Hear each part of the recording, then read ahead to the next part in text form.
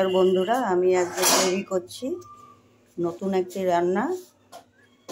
খয়রা মাছ দিয়ে, পেঁয়াজ কলি দিয়ে, সবজি দিয়ে ঘ্যাট। এই ঘ্যাট করতে লাগবে, প্রথমে খয়রা মাছগুলোকে একটু লাল লাল করে ভেজে নিয়েছি, পেঁয়াজ কলি নিয়েছি, আলু কুচিয়ে নিয়েছি, সিম কুচিয়ে নিয়েছি, এগুলো পেঁয়াজ পাতা কুচিয়ে নিয়েছি, একটু পেঁয়াজ নিয়েছি,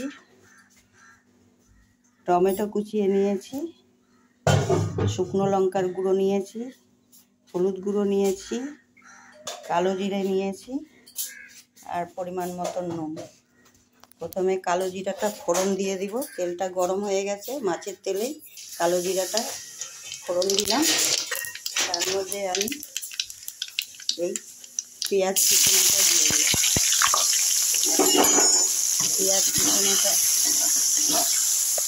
পেঁয়াজটা একটু ভাজা হয়ে গেলে এর মধ্যে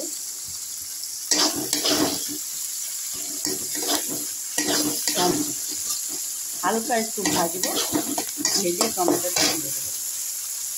টমেটোটা দিয়ে দিলাম। টমেটোটা দিয়ে এর মধ্যে একটু নুন দিয়ে দেবো, যাতে তাড়াতাড়ি মজে যায় টমেটোটা, পেঁয়াজটা।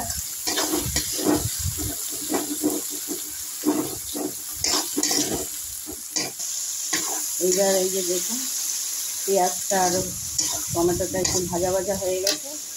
এর মধ্যে আমি এই লঙ্কার গুঁড়োটা দিয়ে দিলাম, আর একটু হলুদের গুঁড়ো দিয়ে দিলাম।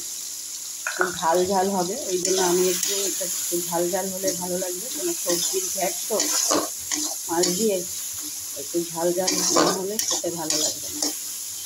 এটাকে একটু কষাবো, কষিয়ে আমি আস্তে আস্তে একে একে সব সবজি দিয়ে দেবো। এবার আস্তে আস্তে আমি সব সবজিগুলো দিয়ে দিচ্ছি। প্রথমে আলুগুলো দিলাম,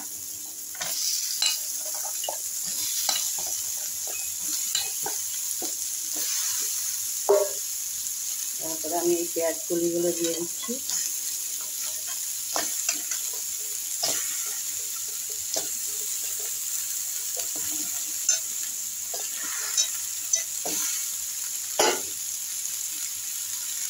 তারপরে আমি সিমগুলো দিয়ে দিলাম,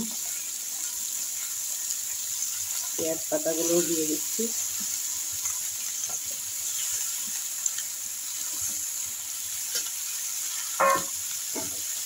এবার একটু নুন দিয়ে দিলাম। নুনটা বুঝে দিবেন, কেন সবজিটা গলে যাবে তো, তখন নুন বেশি হয়ে যাবে। এখানে অল্প নুন দিয়ে দেখবেন, যদি লাগে পরে আবার দিবেন।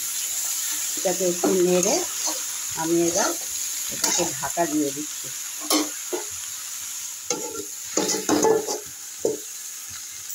সবজিটা কষানো হয়ে গেছে, আমি এটাকে একটু গ্যাসটা কমিয়ে দিয়ে 10 মিনিট মতন কষিয়েছি, যাতে, আর এর মধ্যে জল দিইনি, কিন্তু সবজির জলেই এগুলো নরম হয়ে গেছে। দেখুন এইগুলো আলুগুলো দেখুন একদম নরম হয়ে গেছে, আর এই যে পেঁয়াজ কলিগুলো দেখুন নরম হয়ে গেছে।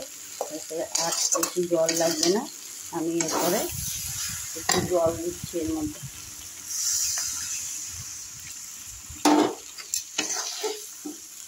এবার জল দিয়ে এর উপরে আমি মাছগুলো দিয়ে দেব।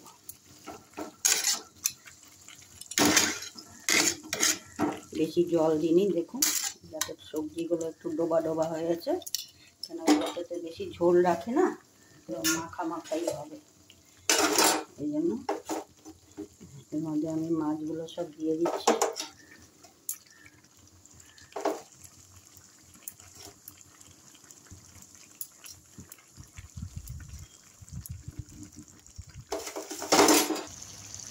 মাছগুলো দিয়েছিলাম, দেখুন মাছগুলো দেওয়ার পরে একটু পরেই আমি আবার উল্টে দিয়েছি। উল্টে দিয়ে এরপরে বেশি, দেখুন এরকমই মাখা মাখা, এরকমই আমি নামাবো। দেখুন আমার এটা কমপ্লিট হয়ে গেছে। ঝোল ঝাল তো অনেকেই খেয়েছেন, এভাবে একটু মাছের ঘ্যাট বানিয়ে খাবেন, খেতেও টেস্ট লাগবে, মুখের রুচিও পাল্টাবে। আর আমি এটা গোটা গোটাই রাখতে পারতাম, মাছগুলো আমি কেটে দিয়েছি, কেন, যাতে এটা মশলা একটু ঢোকে ভেতরে, কাটা থাকলে মশলাগুলো ঢুকবে।